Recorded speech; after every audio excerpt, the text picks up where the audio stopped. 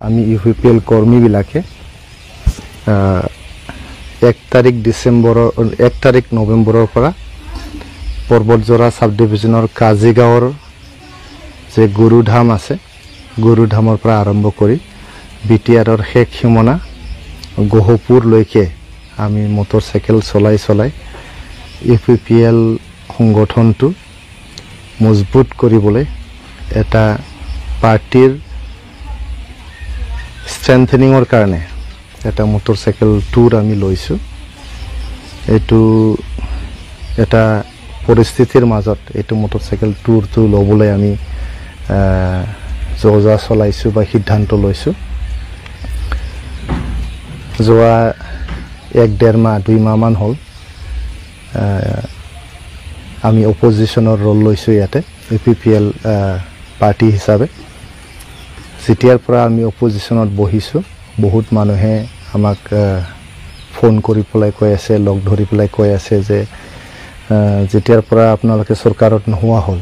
তেতিয়াৰ পৰা আমাৰ অঞ্চলৰ নামত বহুত মানে জুৱাৰ খেল মদ ভাঙৰ এটা কালচাৰ আৰু এটা আনৰিলি সিচুৱেশন ইয়াতে ক্ৰিয়েট হৈছে বুলি আমাক কৈছে আপোনালোকে দেখিছে ৰিসেন্টলি কোকৰাঝাৰ আৰু সালাখাটিৰ মাজত ৰেলৱে ট্ৰেকত আইডি বম ব্লাষ্ট হ'ল তাৰ পিছত কোনবা এজন মাওইষ্ট কেডাৰক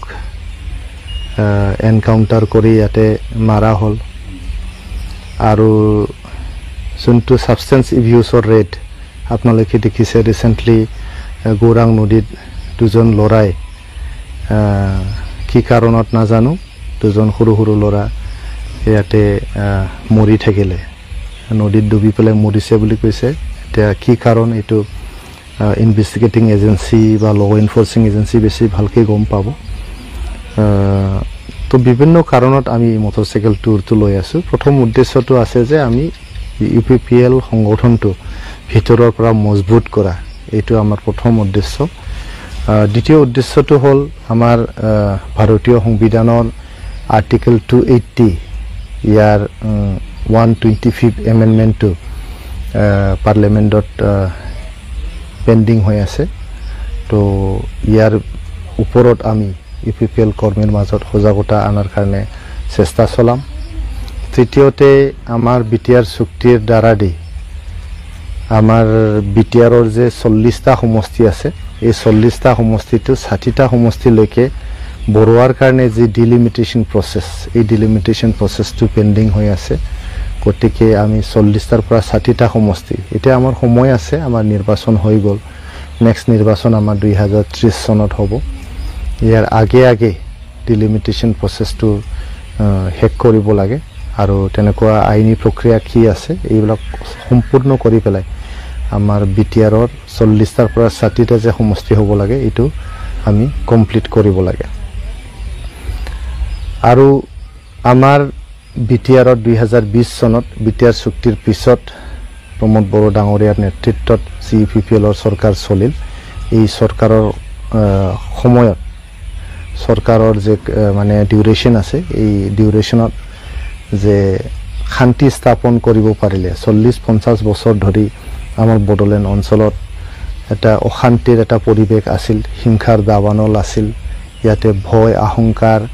এটা পৰিবেশ আছিলে জাতি জনগোষ্ঠীৰ মাজত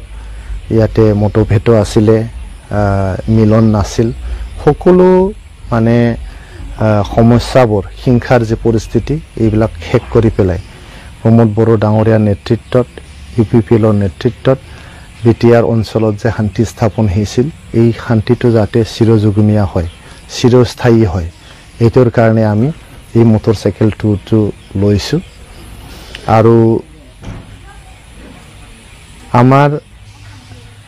বিটিআৰ অঞ্চলত এতিয়া কিছুমান পৰিস্থিতি যে চলিছে কিছুমান যে ৰাজনৈতিক সামাজিক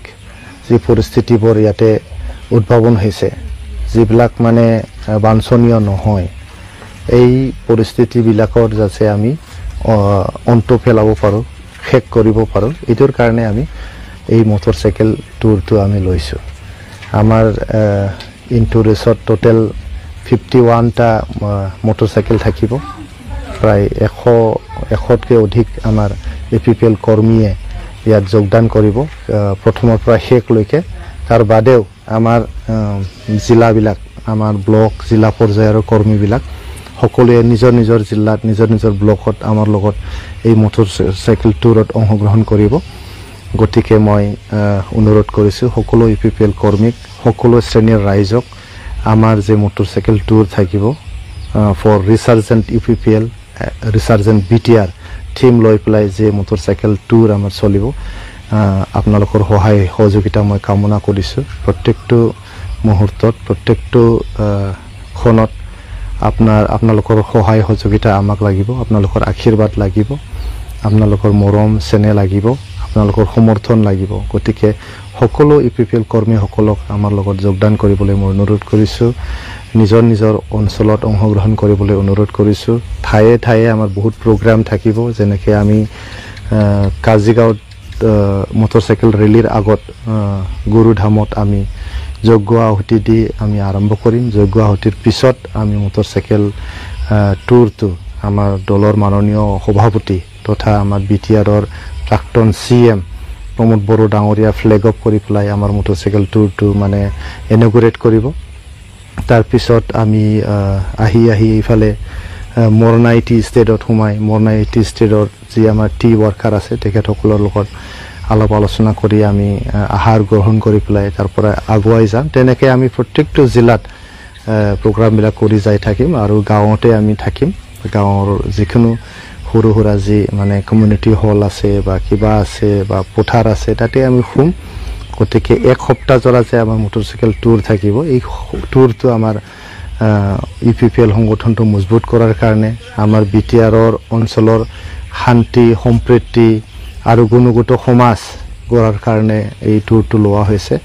আৰ্টিকেল 280ৰ আমাৰ 125th এমেণ্ডমেণ্টৰ কাৰণে হয়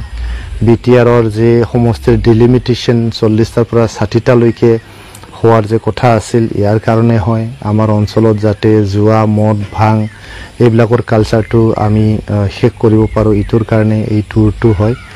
আমি মুঠতে গঠনমূলক আৰু এটা গুণগত সমাজ গঢ়াৰ কাৰণে এই মোটৰসাইকেল ৰেলীটো বা মোটৰসাইকেল টুৰটো আমি অৰ্গেনাইজ কৰিছোঁ I trust that all of you will cooperate with us help us we seek your blessings in carrying out this motorcycle tour very peacefully successfully safely and in a disciplined manner and I am sure that all of you will cooperate with us extend your helping hand to us and you will join us wherever it is possible for you wherever it is convenient for you so with request to all of you appeal to all of you for help cooperations and all kinds of suggestions thank you so much